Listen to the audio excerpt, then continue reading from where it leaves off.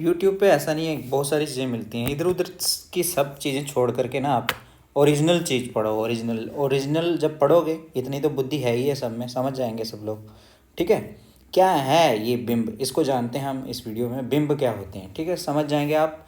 Video अंत तक देखना, तो आज के बाद बिंब की कोई परेशानी नहीं आएगी आपको। बिंब क्या होते हैं, चैनल पे नहीं हो तो चैनल सब्सक्राइब कर लो, वीडियो अंत तक देखना जरूर, ठीक है। तो क्या है बिंब, इसको जान लो। तो बिंब विधान हम जानेंगे। देखो, काव्य में कार्य के मूर्तिकरण के लिए सटीक बिंब योजना होती है। काव्य जिसको हम लोग कविता कहते हैं, इसमें जो भी काम होता है ना, उसको उसको ना एकदम प्रत्यक्ष दिखा देना, एकदम ऐसे कि आपकी आंखों के सामने। तो उसके लिए बिंब की योजना होती है। बिंब शब्द अंग्रेजी की इमेज शब्द का हिंदी रूपांतर है। इसका अर्थ है मूर्त रूप प्रदान करना। ठीक है, एक होता है अमूर्त, एक होता है मूर्त। अमूर्त होता है जिस चीज़ को हमने कभी जाना ही नहीं, देखा ही नहीं, वो होता है अमूर्त। और मूर्त होता है जिसको हम लोग देख भी सकते हैं, जान भी सकते हैं, तो वो मूर्त होता है ना। तो मूर्त से ही शब्द बना मूर्ति। आप मूर्ति दिखाई देती है ना घरों में, तो मूर्ति क्या है, भगवान खुद तो नहीं है, लेकिन उनकी जगह पे एक अलग सी चीज़ दिखाई दे रही है, जिसको हम लोग मूर्ति कहते हैं। मूर्त से ही मूर्ति बना है। जब आप कहीं धूप में खड़े होते हैं, तो जब धूप में खड़े होते हैं आप लोग, तो धूप में आपकी क्या दिखती है, नीचे परछाई दिखती है। वो आपका एक बिंब ही है, ठीक, वो आपकी एक मूर्ति ही है जो छाया के रूप में दिख रही है, जिसको हम प्रतिरूप भी कह देते हैं। तो वो मूर्ति ही होता है, ठीक है। अब काव्य में बिंब को वह शब्द चित्र माना जाता है।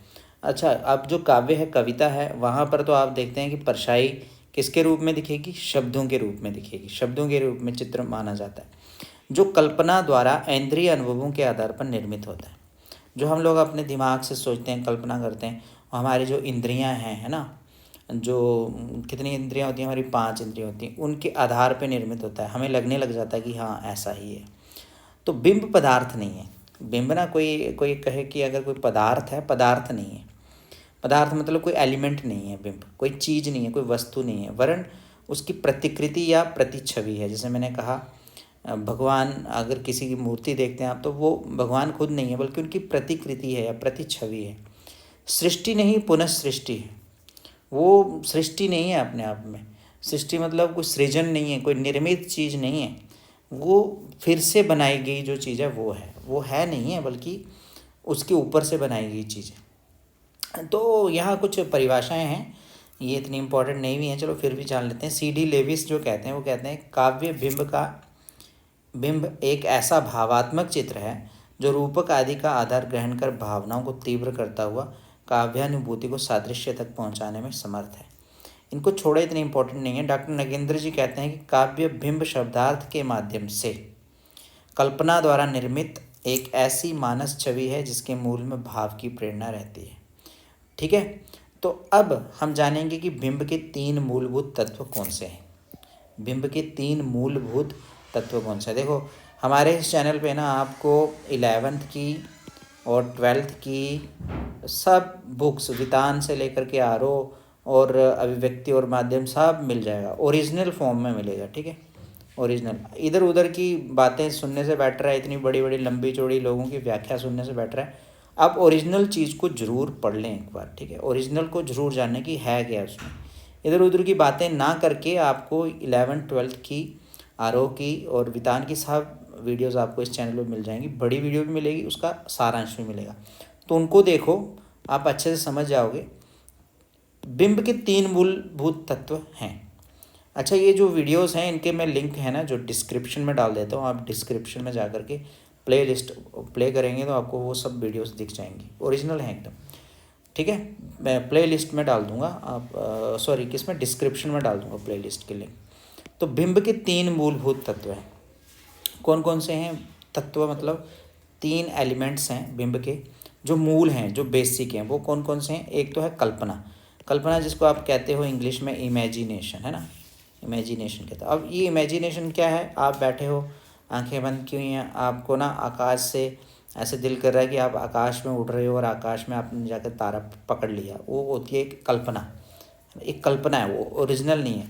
भाव होता है जिसको हम लोग देख नहीं सकते, ऐसी कोई चीज़ भाव कहलाती है। जैसे आप किसी से बहुत प्यार कर रहे हो, तो आपको जो वो प्यार आप कर रहे हो वो कोई दिखाई दे रहा है आंखों से, वो एक आपका भाव है, एक आपका फीलिंग है ना।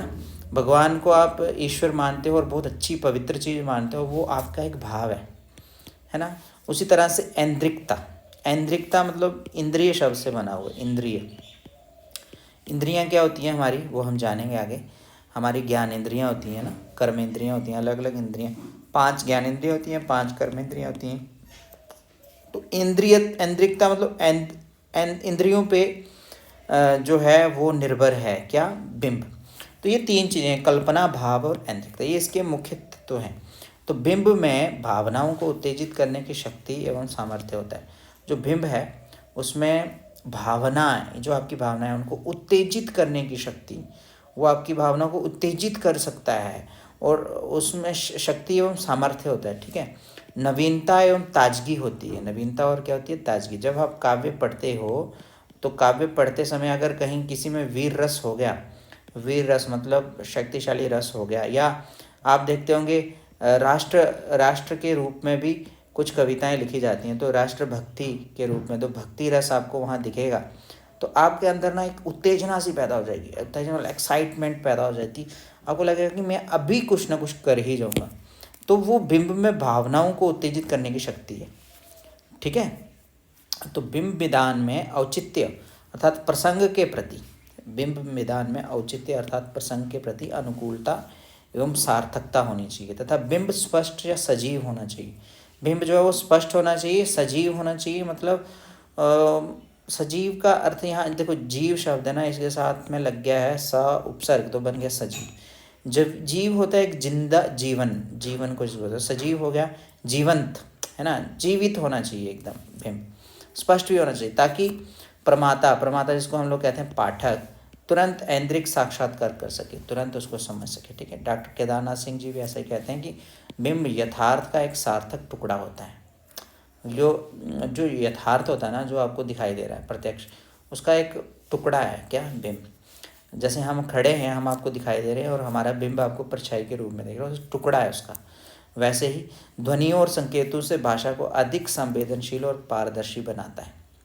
ध्वनियों और संकेतों से भाषा को अधिक संवेदनशील, ध्वनियाँ मतलब होगी आवाज़, शब्द जिसको कहते हैं, और संकेतों से भाषा को अधिक, संकेत हो गए इशारे, उनसे आपको और अधिक संवेदनशील और पारदर्शी बनाता है।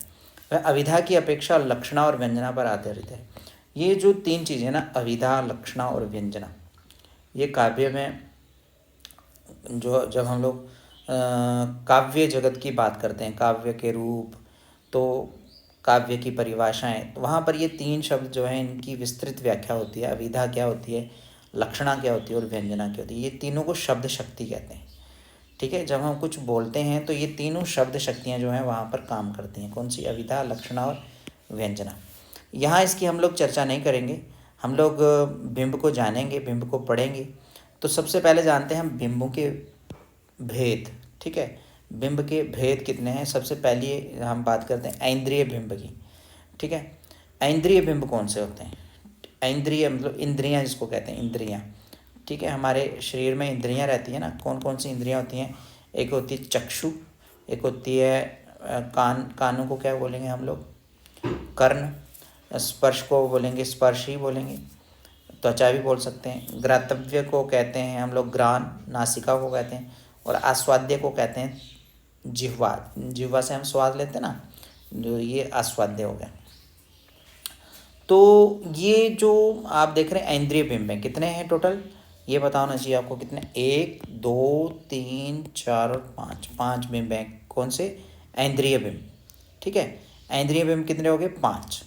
चाक्षुष बिंब मतलब आँखों से जो हम लोग देखते हैं किसी चीज़ को, तक चाक्षुष बिंब। लेकिन काव्य में इसका क्या रोल रहेगा, चाक्षुष बिंब का मतलब, कवि यहाँ पर आपको कह रहा है कि वो चाँद देखो, क्या देखो, चाँद देखो, वो सूरज देखो, है ना, तो वहाँ पर चाक्षुष बिंब दिखाई देगा सामने सामने। अब श्रव्य या नादात्मक बिंब क्या होगा, अब ये श्रव्य है जिसको हम लोग कहते हैं सुनना, श्रव्य क्या होता है, सुनने योग्य चीज़ को कहते हैं श्रव्य, सुनना। और नाद क्या होता है, नाद भी एक आवाज़ को ही कहता है, नाद। ठीक है। जैसे डमरू का नाद होता है उसको नाद कहते हैं, वैसे ढोल का भी नाद होता है, आवाज़ होती है एक नाद, और क्या है। अब यहाँ पर जब कभी आपको कहता है कि चिड़ियों की आवाज़ सुनने में बहुत प्यारी लग रही थी, तो वो जो चिड़ियों की आवाज़ है, तो आपको ऐसे ही जब पढ़ रहे होंगे तो आपको लगेगा जैसे वही चिड़ियों की आवाज़ है, फील होगा, भाव आपका उत्पन्न हो जाएगा, एक उत्तेजना आपके अंदर पैदा होगी। तो वो क्या हो जाएगा? श्रव्य बिंब, श्रव्य या नादात्मक बिंब हो जाएगा। वैसे स्पर्श बिंब, स्पर्श बिंब में आप जब श्रृंगार रस से भरी हुई कविताओं को पढ़ते हैं, श्रृंगार रस से, श्रृंगार मतलब जिसमें ना ब्यूटिफिकेशन दिखाई होती है, जिसमें एक प्रेमी होता है, प्रेमिका होती है, जिसमें चुंबन इत्यादि होता है, जिसमें आलिंगन होता है, आलिंगन समझते हैं गले मिलना जैसा सारी एक्टिविटीज़ होती हैं, तो वहाँ पर आपका जो स्पर्श बिंब है वो उभर करके सामने आएगा। उस तरह से ग्रातव्य बिंब हो गया, सुगंध के ऊपर आधारित ये बिंब है। ग्रातव्य, ग्रातव्य मतलब ग्रान से बना हुआ, ग्रान, ग्रान हम किससे करते हैं? नासिका से करते हैं। नासिका से किसी चीज़ को हम लोग सुगंध जो है उसकी ग्रहण करते हैं। तो ग्रातव्य के उदाहरण थोड़े कम मिलते हैं, लेकिन ग्रान भी एक बिंब रहता है, ठीक है। उसी तरह से आस्वाद्य बिंब मतलब स्वाद्य बिंब हो गया, जिसको हम लोग किसी चीज़ को हम लोग चख रहे हैं, उसको फील कर रहे हैं। तो जैसे हमने पढ़ा था, अगर आप देखें तो सिक्स्थ क्लास में कृष्णा सोबती की एक कहानी है जिसका नाम है बचपन, ठीक है। एनसीईआरटी की बुक में 6th क्लास में कृष्णा सोबती की एक कहानी है जिसका नाम है बचपन। तो ये बचपन में वो क्या खाती थी? शिमला में जाकर के काफल के फल खाती थी या चना जोर गरम खाती थी। तो वो जो खाने का जो स्वाद है, जब पढ़ने वाला इंसान उसको पढ़ता तो उसको भी फील होता। तो वो कौन सा बिंब हो जाता है? आस्वाद्य बिंब। अब मैंने बिंबों को साथ साथ में थोड़ा सा एक्सप्लेन भी किया, थोड़ा डिटेल में भी एक्सप्लेन करूँगा, कुछ उदाहरण दूंगा आपको, वीडियो अंत तक देखना। काल्पनिक बिंब आ गए उसके बाद, ठीक है। इमेजिनेशन वाले बिंब कौन से हो गए? ये होता है एक तो स्मृति बिंब होता है। देखो जो भी कल्पना होती है हमारी, वो आधारित होती है हमारी स्मृति पे। स्मृति जिसको कहते हैं हम मेमोरी, ठीक है।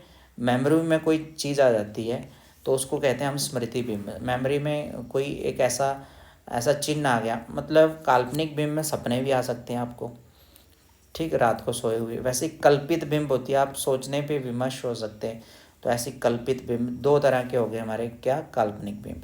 इंद्रिय बिंब कितने थे? 5 प्रकार के। काल्पनिक बिंब कितने हो गए? 2। कितने? स्मृति बिंब और कल्पित बिंब।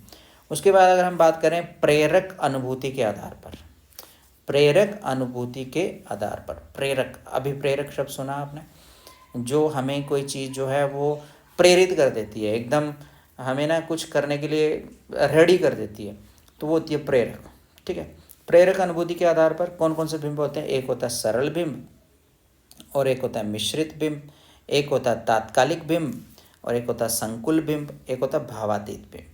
कितने हो गए? ये भी कितने हो गए? 5 हो गए। 1 2 3 4, 4 और 5, 5 बिंब तो ये भी हो गए। और एक ये है छठा बिंब, विकीर्ण बिंब। तो इस तरह से ये 6 बिंब जो हैं, इनको भी आप देख लो।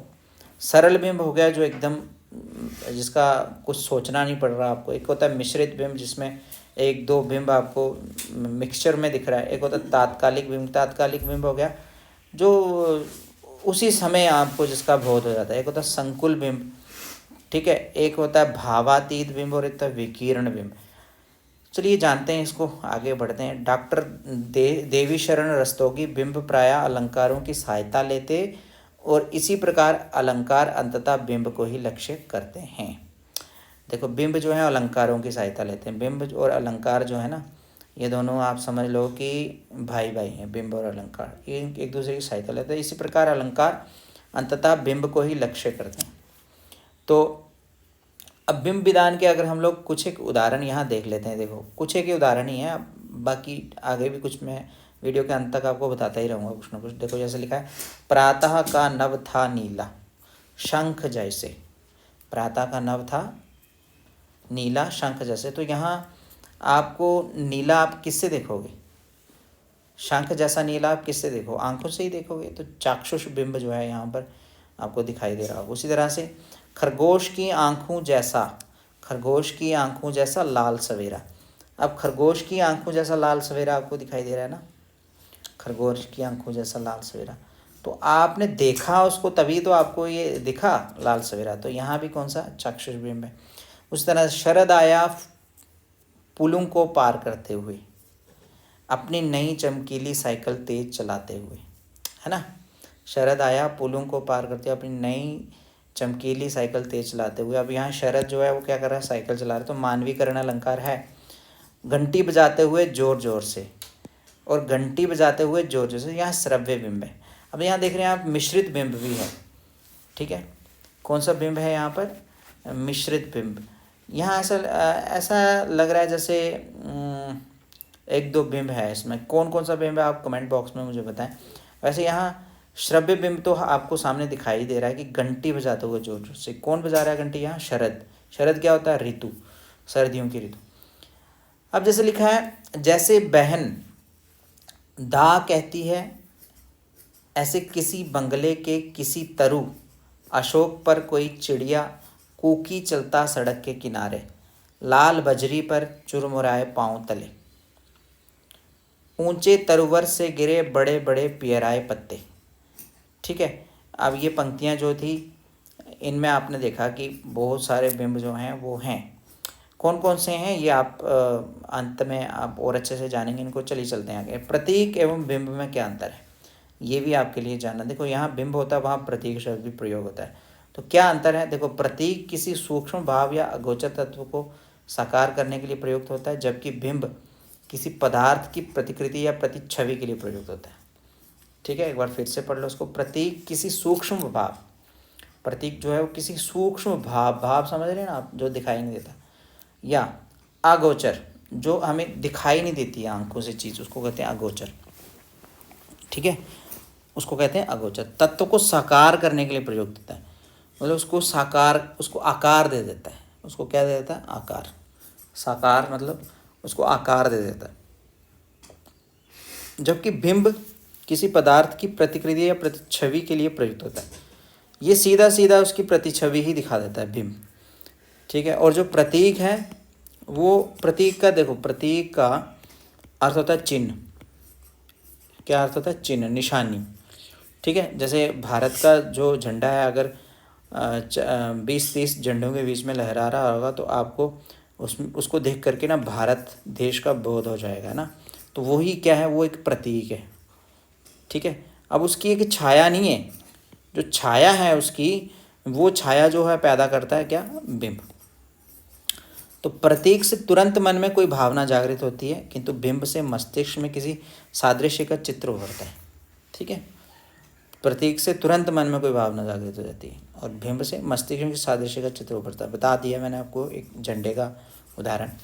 व्यक्तित्व उपमान जब रूढ़ हो जाते हैं, ठीक है, व्यक्तित्व उपमान, व्यक्तित्व उपमान हो गए, व्यक्तित्व होती है पर्सनैलिटी आपकी, इसके उपमान हो गए जब इसकी तुलना, जब रूढ़ हो जाते हैं, रूढ़ मतलब पक्के हो जाते हैं, तो वे प्रतीक बन जाते हैं। जबकि बिंब में नवीनता व ताजगी, बिंब हमेशा नए नए होते हैं और ताजगी से परिपूर्ण होते हैं।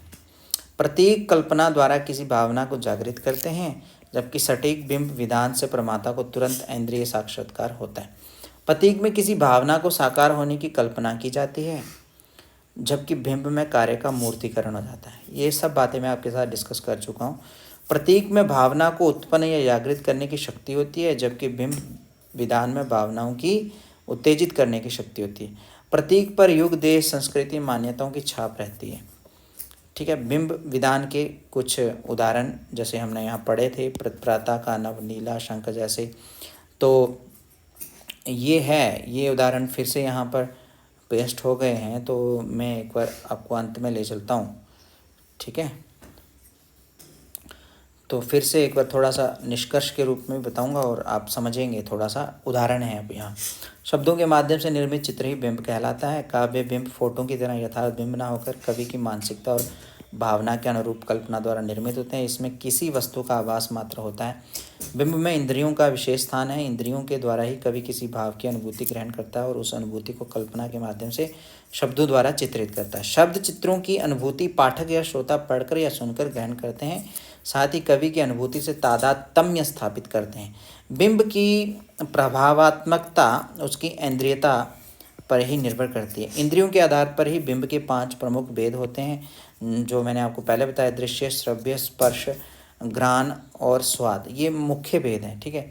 दृश्य बिंब की अगर बात करें तो दृश्य बिंबों का संबंध नेत्रों से है। जब किसी काव्य को पढ़कर या सुनकर आंखों के सामने किसी घटना या वस्तु का चित्र सा उभर आता है तो वह दृश्य बिंब होता है।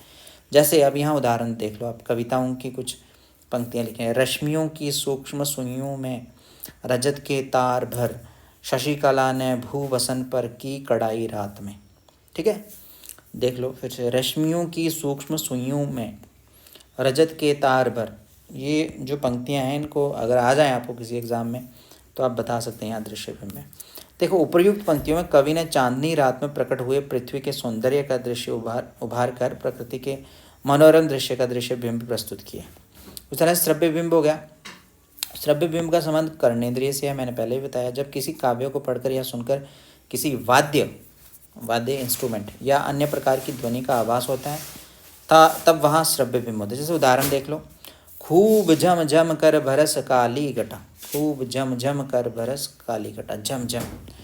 तो उपर्युक्त पंक्ति को पढ़कर तेजी से बरसती हुई बारिश का शोर कानों में गूंजता सा महसूस होता है, इसलिए यहाँ कौन सा है? श्रव्य बिंब। उसी तरह से स्पर्श बिंब होता है। स्पर्श बिंब का संबंध त्वचा से होता है, स्किन से। जब किसी काव्य को पढ़कर या सुनकर ऐसा आभास होता है कि किसी वस्तु की कोमलता या खुरदुरेपन ने हमें स्पर्श किया है, तब वहाँ काव्य में स्पर्श बिंब होता है। उदाहरण, जले जो रेत में तलवे तो हमने ये देखा, बहुत से लोग वहीं छटपटा के बैठ गए। जले जो रेत में तलवे, पाँव के जो तलवे होते हैं, तो हमने ये देखा, बहुत से लोग वहीं छटपटा के बैठ गए। उपर्युक्त पंक्तियों में कवि ने प्रखर धूप में तपी रेत से स्पर्श होते तलवे का स्पर्श बिंब प्रस्तुत किया है। अब उसी तरह से घ्राण बिंब हो गया, जो मैं कह रहा था जिसके उदाहरण बहुत कम मिलते हैं। नासिका से संबंध है। घ्राण बिंब का संबंध घ्राणेंद्रिय से है। जब किसी काव्य को पढ़कर सुनकर किसी वस्तु की सुगंध या दुर्गंध का आभास होता है तब वहाँ घ्राण बिंब होता है। उदाहरण, सौंधी सौंधी महक है मिट्टी की, पहली पहली फुहार में शामिल। उपर्युक्त पंक्ति में गर्मी के मौसम के बाद जब वर्षा ऋतु के प्रारंभ में पहली फुहार पड़ने से जो मिट्टी से सौंधी महक उठती है, उसी का घ्राण बिंब प्रस्तुत किया गया। स्वाद बिंब की बात करें तो स्वाद बिंब का संबंध स्वाद इंद्रिय से है, मतलब जिह्वा से। जब किसी काव्य को पढ़कर या सुनकर किसी वस्तु के खट्टे मीठे नमकीन या कसेले होने का आभास होता है तब वहाँ स्वाद बिंब होता है। जैसे कुकुरमुत्ते की कहानी सुनी, जब बाहर से नवाब के मुंह में आया पानी, है ना। कुकुरमुत्ता लिखी हुई है कहानी किसने? निराला जी ने, है ना। तो उपर्युक्त पंक्तियों में कुकुरमुत्ते के स्वाद के बिंब को उभरा गया है, इसलिए यहाँ स्वाद बिंब है। तो ये बहुत सारे उदाहरण थे जिनको हमने समझ लिया। मुझे नहीं लग रहा आपको बिंब जो है वो समझ में नहीं आया। मेरा यहाँ उद्देश्य था आपको बिंब समझाना। तो आपको बिंब समझ में आ गया। अब मैं अलंकार की वीडियो भी लेके आऊँगा, आप उसे भी ज़रूर देखें, ठीक है। और जो लिंक मैं आपको कह रहा था ना, ओरिजिनल वीडियोज़ के लिंक, वो आपको डिस्क्रिप्शन में मिल जाएंगे। डिस्क्रिप्शन में अभी डाल देता हूँ मैं, तो वहाँ आप देख लें, उन लिंकों को क्लिक करें, आप ओरिजिनल वीडियोज़ देखें। उनको अगर देख लोगे, सुन लोगे 2-2 3-3 बार, तो आपको अच्छे से समझ में आ जाएगा। तो ये थी आज तक की वीडियो। चैनल को सब्सक्राइब कर लें और देखते रहें। इसी तरह से जितनी भी आपके लाभ के लिए जितनी भी वीडियो हैं वो आपके काम आएंगी। ठीक है, धन्यवाद।